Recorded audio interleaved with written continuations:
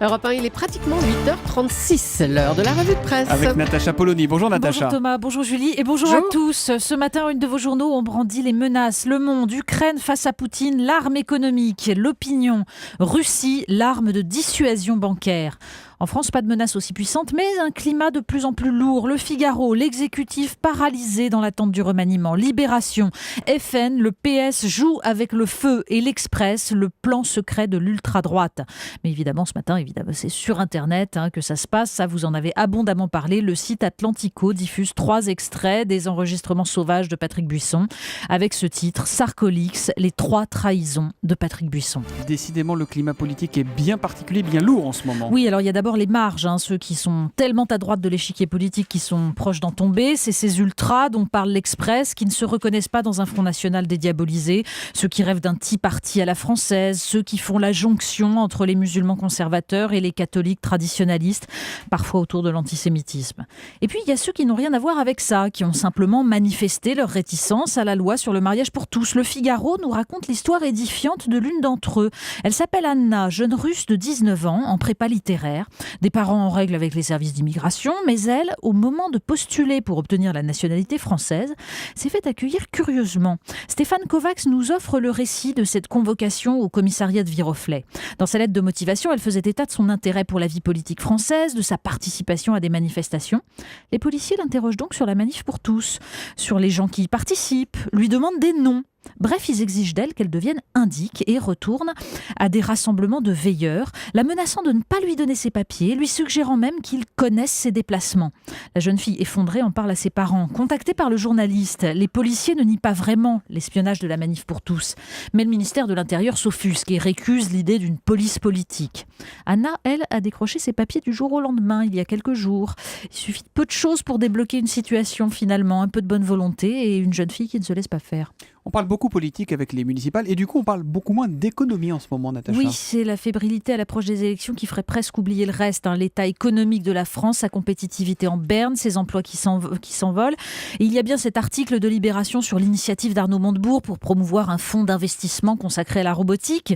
Mais sur la page d'à côté, un petit papier est consacré aux atelières. Les atelières, c'est le nom que se sont donné ces anciennes de l'Ejabi qui ont fondé une société coopérative spécialisée dans la corsetterie haut de gamme. Les carnets de commandes commençaient à se remplir, nous dit Catherine Corollaire, mais elles doivent jeter l'éponge. Le préfet du Rhône leur a trouvé une aide financière, mais les banques, elles, ont refusé de suivre. Quant au dispositif lié à l'innovation, la banque publique d'investissement chère à Arnaud Montebourg, elle ne concerne que l'innovation technique et l'ingénierie. Rien pour l'artisanat et le savoir-faire ouvrier.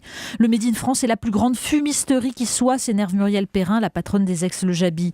C'est une norme à minima et le cache-sexe médiatique d'un pays qui a abandonné ses métiers.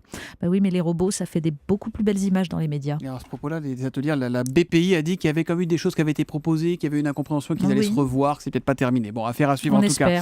L'économie grecque à présent, Natacha. Oui, parce que dans le genre coup de gueule, on pourra lire aussi dans l'Express l'interview de Yanis Varoufakis, économiste grec, qui jette un regard dévastateur sur les politiques menées par l'Union européenne en Grèce et ailleurs. Il démonte totalement le discours lénifiant sur une Grèce en train de s'en sortir et sur une zone euro sortie d'affaires aussi. Lui parle de la déflation qui mine l'Europe, de l'austérité qui crée des tensions politiques et de la pauvreté. Il réfute par exemple le storytelling d'un retour de la croissance aux États-Unis. Et pour lui donner raison, Le Monde consacre une pleine page à ces chômeurs en fin de droit qui sont de plus en plus nombreux aux États-Unis. La baisse du chômage, en fait, elle n'est due qu'à la disparition de tous ceux qui sortent des statistiques. Ceux-là sont issus des classes moyennes. Ils passent leur journée sur Internet à envoyer des CV en se disant non pas au chômage mais en période de transition. Ou alors ils finissent par admettre à 56 ans qu'ils sont trop vieux et trop chers.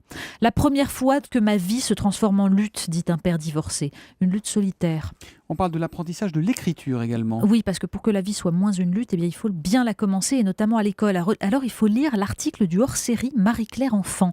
Entre les articles de mode, il y a une enquête sur l'apprentissage de l'écriture et l'abandon progressif dans tous les pays développés de l'écriture cursive, sous prétexte qu'il serait plus utile d'apprendre directement et d'abord l'écriture script des claviers et des livres.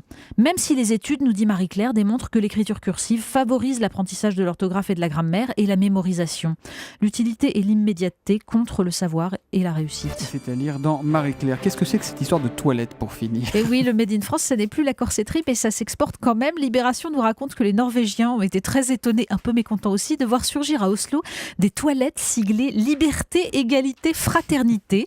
C'est pour l'anniversaire de la Constitution norvégienne et c'est en hommage à l'inspiration que représentèrent les constitutions françaises et américaines. Alors le mieux, c'est que quand on y va, on peut y entendre des discours de De Gaulle, Roosevelt ou Haakon Seth de Norvège. L'artiste auteur de l'installation précise que c'est un hommage au génie de la France qui a apporté 2 inventions modernes, la Constitution et donc les sanisettes. Espérons que ce ne soit pas la destination finale de la République. Merci Natacha Polony. On vous retrouve demain 8h35, la revue de presse sur Europe 1.